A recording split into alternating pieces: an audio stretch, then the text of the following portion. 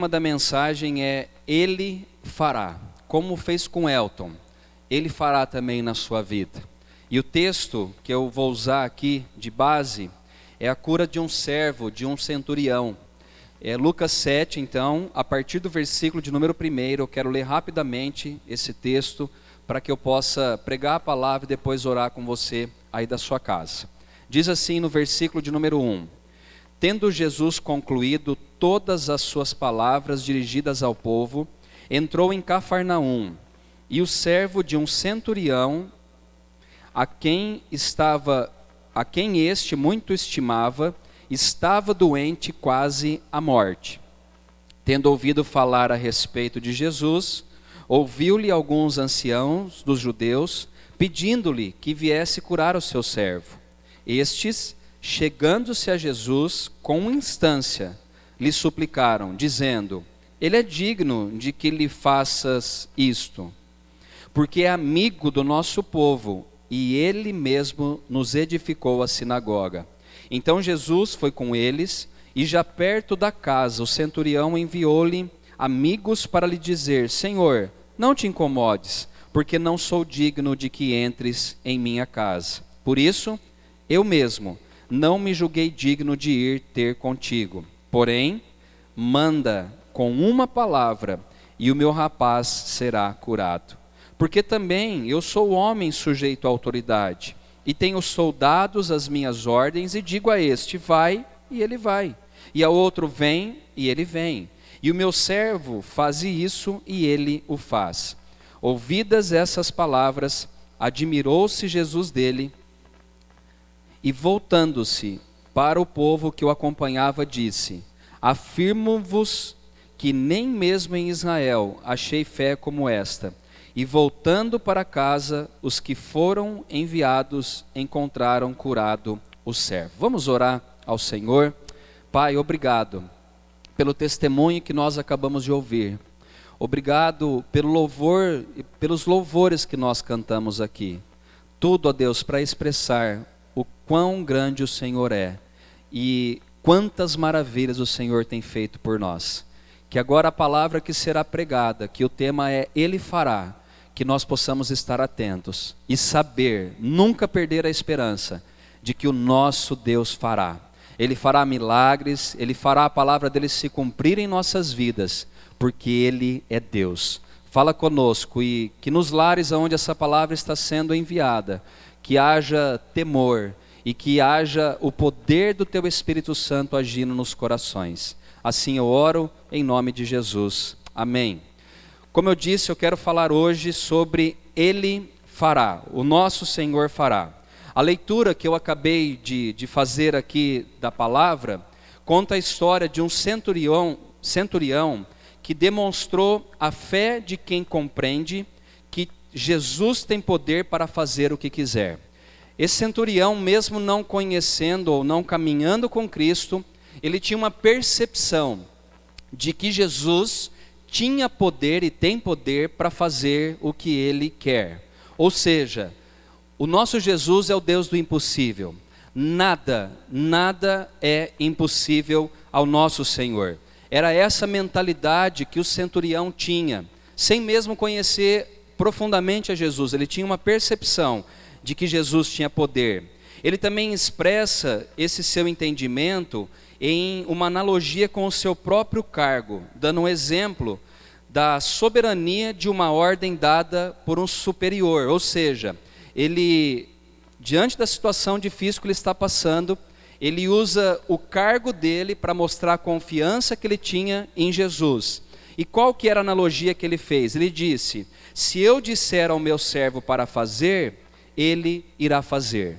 Se eu mandar ele ir, ele vai. Se eu mandar ele ficar parado, ele fica parado. Então ele faz essa analogia, sabendo que Jesus, ele era soberano e o poder dele estava acima de todas as coisas. E ele também traz essa comparação perante ao seu cargo de centurião. Então, dessa forma, ele indicou que entendera que Jesus, na verdade, detinha uma autoridade sobrenatural. Ele tinha uma autoridade sobrenatural e o poder dele também superior do centurião. Então o centurião tinha uma noção que o poder que Jesus tinha estava acima do poder que o centurião tinha. Ele tinha essa percepção que Jesus era uma autoridade não humana somente, mas ele era uma autoridade sobrenatural. Eu me lembro de um texto onde Jesus acalma uma tempestade e os seus discípulos, um olha para o outro e fala: quem é este que até os ventos lhe obedecem? Você já pensou nisso? Já parou para pensar? Quem é esse Deus? Quem é esse Senhor? Quem é esse Jesus que até os ventos, os mares, as águas obedecem a Ele? O centurião, ele tinha essa percepção, mesmo não estando caminhando ao lado de Cristo, ele sabia que Jesus tinha um poder sobrenatural e era superior ao poder que esse centurião então tinha. E ele tinha essa noção de que se Jesus falasse, as coisas poderiam mudar. Se Jesus ordenasse, o vento podia parar, a cura podia acontecer, porque ele sabia que Jesus era o Filho de Deus que estava aqui na terra. Nesse momento, então, foi perceptível que o centurião depositava seu caminho e confiança em Jesus. Eu quero perguntar a você essa noite, para você que me ouve, você tem essa percepção que o centurião tinha na vida dele para curar o servo dele? O que esse centurião tem é que ele depositava o seu caminho, a sua confiança na pessoa de Jesus Cristo. Nós hoje estamos numa situação muito difícil no Brasil e no mundo, mas eu não quero que você perca a percepção de quem é Jesus na sua vida, do que Ele representa para você. O Elton, que hoje está empregado para a glória de Deus, se ele olhasse à volta dele, o que ele iria enxergar era desemprego. Mas o Elton tinha certeza, e não só ele, como qualquer um de nós que servimos a Deus, a gente não vive ou não deve viver por aquilo que a gente está enxergando, mas por aquilo que sai da boca do Senhor, por aquilo que nós lemos através da sua palavra. A percepção do centurião é que se ele depositasse o seu caminho, a sua fé, a sua esperança em Jesus, ele não ia se frustrar com isso. E é isso que eu quero pregar essa noite para você que está me ouvindo, que você não deve perder a percepção de quem é o Deus da sua vida, e de que você ainda hoje deve depositar a sua fé, a sua confiança, os seus caminhos nas mãos do Senhor. Eu não sei o meu dia de amanhã, mas Deus sabe. Eu não sei o que é melhor para mim, você não sabe o que é melhor para você. Nós às vezes achamos, mas nós não sabemos. Agora Deus, através da pessoa de Cristo, Ele tem o melhor caminho, nós podemos confiar e acreditar nele. Como eu disse, nós temos vivido os tempos difíceis, problemas seguidos de problemas, tempos de dores, tempo de perdas, tempo de inúmeras doenças, dentro da nossa casa e também ao redor do mundo. Uma terrível crise financeira está sobre a nossa sociedade brasileira e mundo afora. Nós vivemos o desemprego, nós vivemos dias de choro, de lágrimas. Talvez, como também esse centurião, o sofrimento pode não estar atingindo a você diretamente, mas o centurião, mesmo não tendo problema, ele se compadeceu do servo dele que estava enfermo com um problema. Irmão, irmã, você que ouve essa palavra, mesmo que você não está enfrentando tudo que o mundo está enfrentando, você não está doente, você não está desempregado, saiba que à sua volta tem pessoas que estão sofrendo. Esse centurião, mesmo diante da luta que o servo dele está passando, ele mostra-se preocupado com a dor do outro. Que nesse tempo de luta, que nesse tempo de pandemia, nós possamos também, além de olhar para a nossa vida, a gente possa olhar para quem está sofrendo mais do que nós nesse tempo de crise. Talvez você tenha alimento na sua casa que você pode compartilhar, porque em muitos lares brasileiros, em muitas casas aqui de Ribeirão Preto e em diversos lugares do Brasil e do mundo, às vezes não tem um pão para se comer. Esse centurião mostra que ele não estava preocupado somente com o bem-estar dele. Ele sabia quem Jesus era, mas ele estava pedindo para uma cura para uma outra pessoa que era servo dele. Que você possa também fazer isso. Olhar para a dor do próximo, se compadecer da dor do próximo e ser um agente de consolo, um agente que vai abençoar as pessoas que estão assim sofrendo à nossa volta. Porém, mesmo diante de tais situações, nós recebemos uma linda e esperançosa palavra do salmista, que demonstra a eficiência do fazer de Deus. Eu queria que você voltasse naquele texto que eu li no começo da mensagem, que é Salmos 37. Se você puder abrir aí da sua casa, Salmos de número 37. Olha que interessante a expressão que o salmista usa. E aqui que está o X da mensagem de hoje. Salmo 37, 5. Olha a palavra de esperança, né? Que o salmista traz, demonstrando a eficiência do fazer de Deus. No verso 5, diz assim: entrega o teu caminho ao Senhor, confia nele, e o mais ele fará. Ele diz, confia nele, e o mais ele fará. Ou seja, e o mais ele agirá, e o mais ele irá fazer na minha vida e na sua vida. A primeira palavra é confiança. Se você não confiar, não tem como acontecer a segunda coisa, que é o fazer de Deus, o agir de Deus. A primeira palavra é eu confio. A segunda é a certeza e o descanso de que Ele fará. Talvez não fará do meu jeito, na maioria das vezes, mas Ele fará do jeito dele, que é o melhor para mim e para você.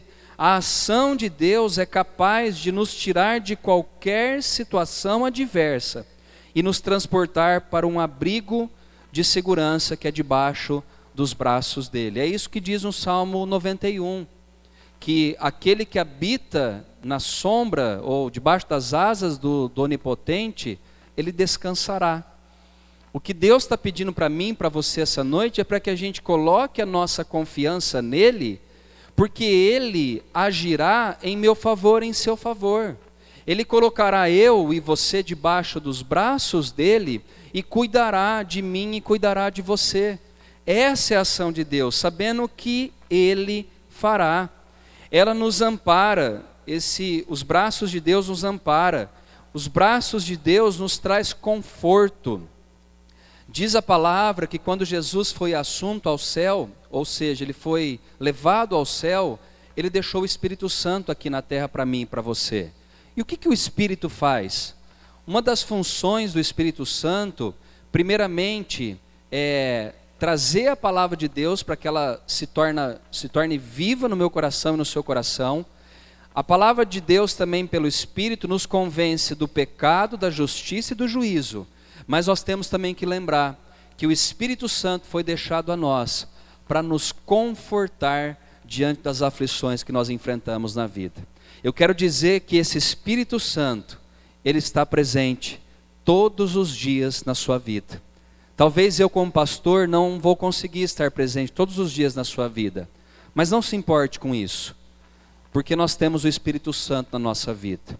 Quando a gente chora na nossa cama, no nosso quarto, ou no banheiro, ou em qualquer lugar desse mundo, desse planeta, nós temos o Espírito Santo de Deus, olhando o nosso choro, e depois enxugando as nossas lágrimas, e trazendo conforto aos nossos corações. Mas eu preciso confiar, e mesmo que a situação não se reverta, como que eu e você desejamos, ainda assim, a gente pode crer, que sendo a vontade de Deus, o que Ele fizer será bom, perfeito e agradável.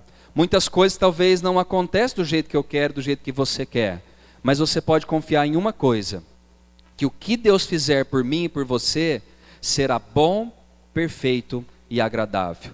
Eu quero incentivar você a colocar a sua confiança em Deus essa noite, sabendo que Ele fará, e o que Ele fará é bom, perfeito e agradável. Talvez você tenha orado para que alguns milagres aconteçam na sua vida.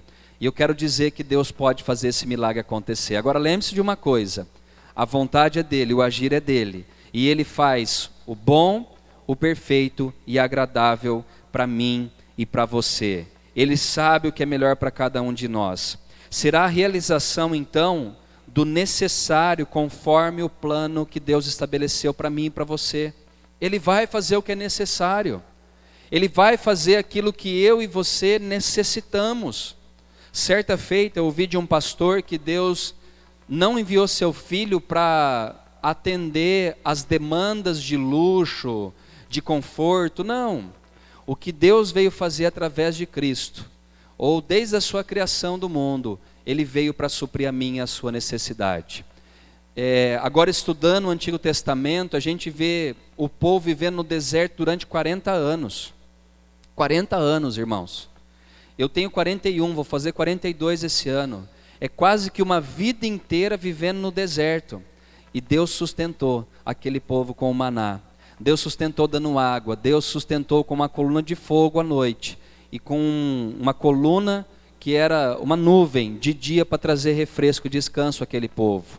É isso que Deus faz por mim e por você.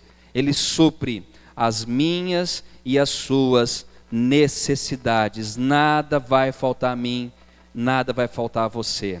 Resta, porém, uma interrogação. Qual que é a interrogação que nós fazemos? Ou seja, o que nós perguntamos? Quando, afinal, é que se cumprirá Ele agirá na minha vida e na sua vida? Quando que isso vai se cumprir? E eu quero dizer a você que a pergunta não é essa que deve ser feita, mas a pergunta é, a verdadeira, né? Não é quando, mas como. Como? Como que Deus fará? Como que Ele agirá na minha vida e na sua vida?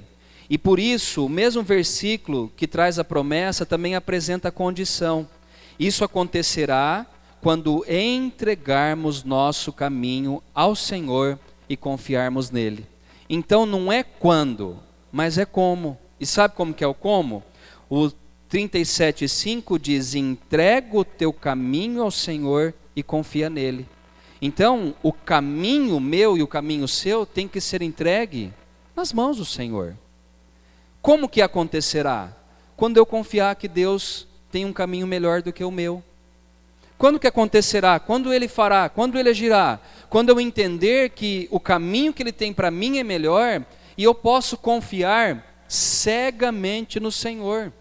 Que palavra forte, confiar cegamente no Senhor? Sim, porque Deus cuida dos meus passos, Deus cuida do meu amanhã, Deus cuida da minha vida, da minha esposa, da minha mãe, dos meus irmãos, do meu sogro, da minha sogra, dos meus cunhados, sobrinhos. Deus cuida.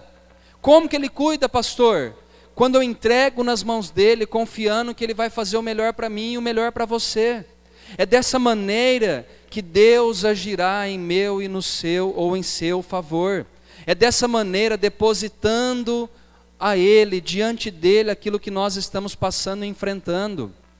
Irmãos, mesmo diante de notícias ruins, Deus tem dado boas notícias a cada um de nós. Pastor, você é metido? Não, nós somos confiantes no nosso Deus. E Ele prometeu que Ele estaria conosco todos os dias da nossa vida.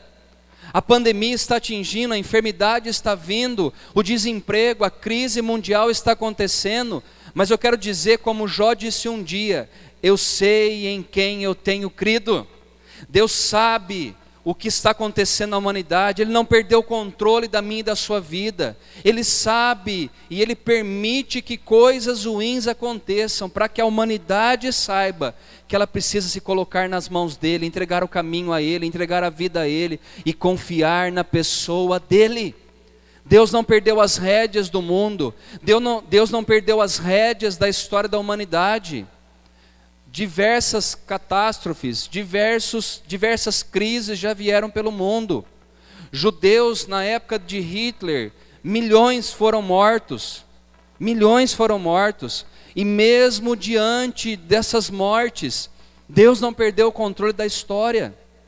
Os pais, os apóstolos da igreja, os discípulos de Jesus, alguns deles foram crucificados de ponta cabeça, alguns deles foram jogados em fogueiras, em fornalhas.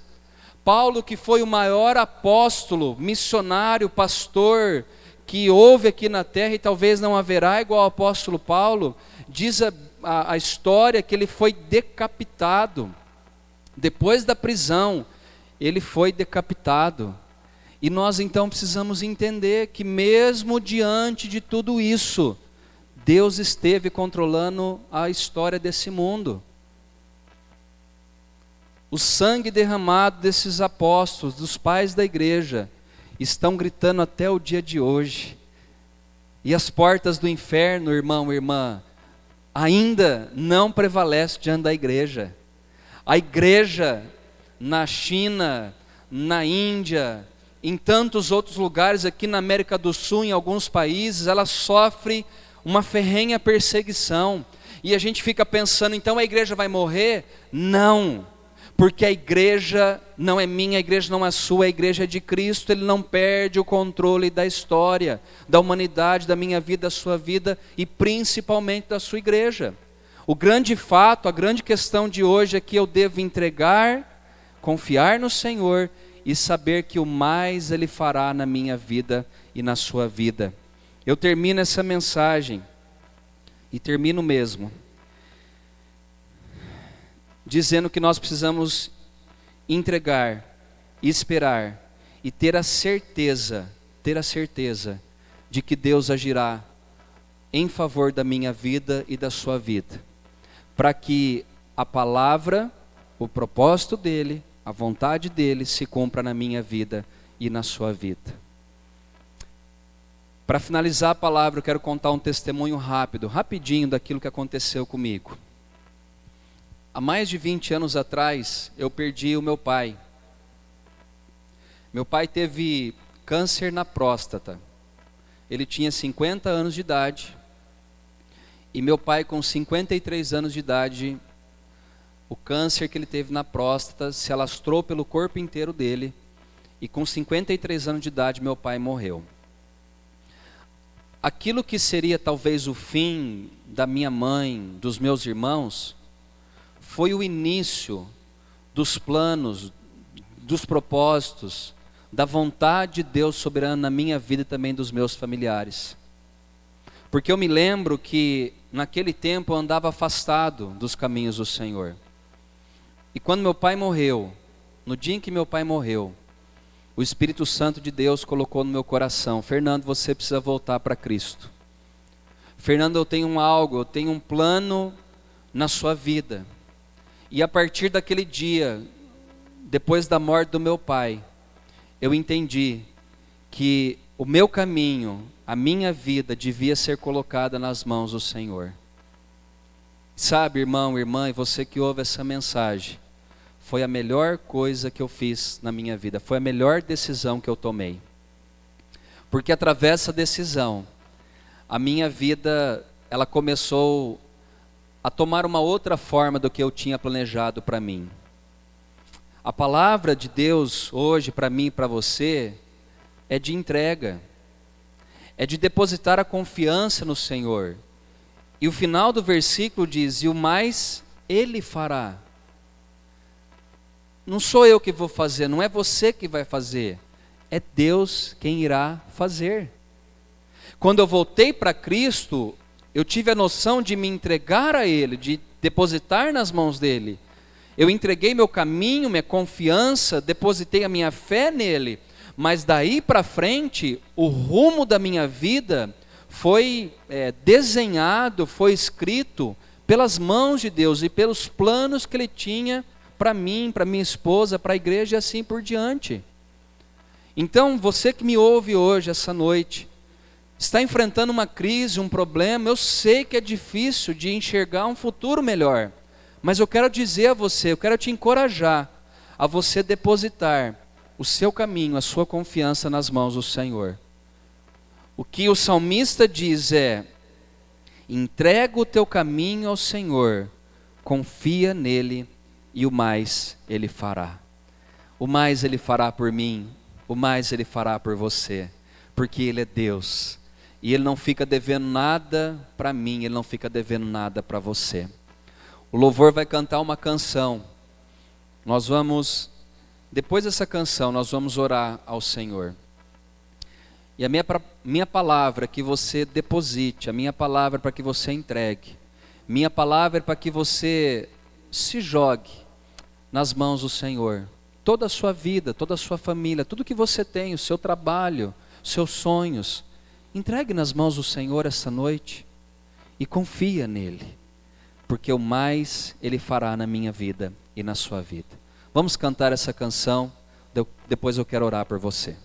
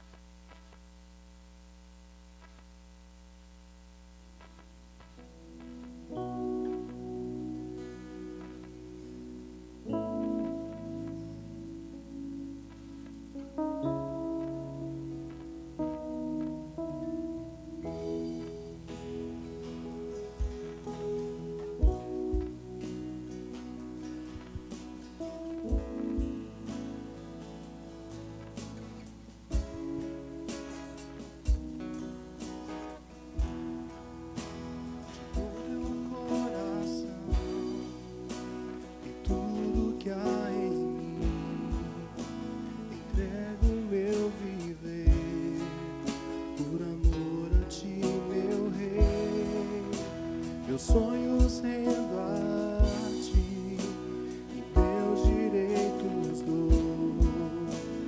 Orgulho vou trocar pela vida do Senhor. E eu entrego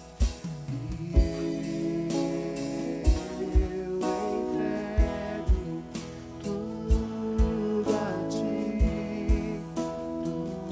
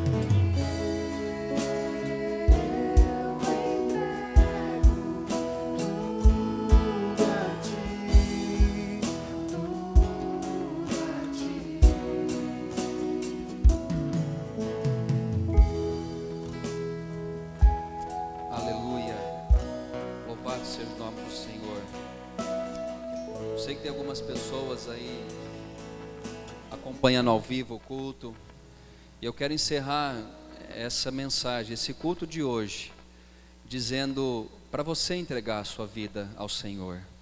Como nós acabamos de pregar, o louvor acabou de cantar, eu entrego nas mãos do Senhor, eu confio nele, e o mais Ele fará por mim, e o mais Ele fará por você.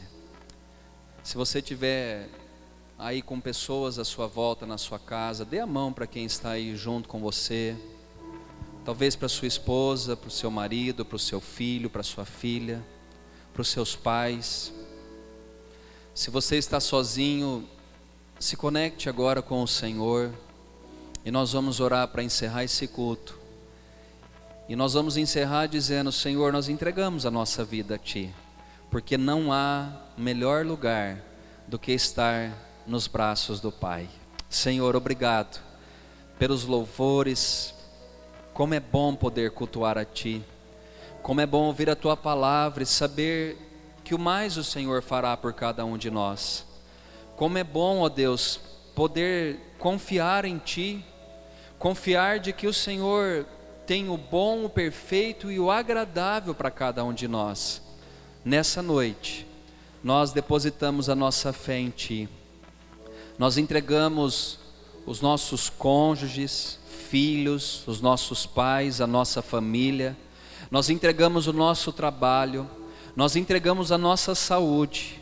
Nós entregamos essa pandemia que está sobre o mundo nas mãos do Senhor, crendo, Deus, de que o Senhor tudo pode, crendo que o Senhor pode paralisar essa enfermidade, crendo que o Senhor pode curar, crendo que o Senhor pode abrir portas de emprego, crendo que o Senhor pode restaurar casamentos, vidas, famílias, lembrando que o Senhor pode curar pessoas que estão contaminadas com diversas enfermidades, lembrando que o Senhor pode trazer de volta o filho que está perdido, o marido, a esposa, o Senhor pode. Nós depositamos a nossa fé e a nossa confiança no Senhor, sabendo que o mais o Senhor fará para cada um de nós. Abençoe cada família, cada lar, cada casa. Abençoe a Tua igreja que está reunida em diversos lugares desse mundo. E que o Senhor cumpra os Teus planos em cada um de nós. E que o amor do Pai, a graça do Filho e as doces consolações do Espírito estejam sobre a sua vida, sobre a sua casa, sobre a sua família, sobre a igreja, em nome de Jesus. Amém. Deus te abençoe, que você tenha um final de semana cheio de paz, de alegria no Espírito Santo. E domingo, se assim Deus permitir, nós estaremos aqui às 7 horas da noite, transmitindo outro culto para você, para sua família e para os seus amigos também. Fique na paz, um forte abraço nosso aqui, Deus o abençoe.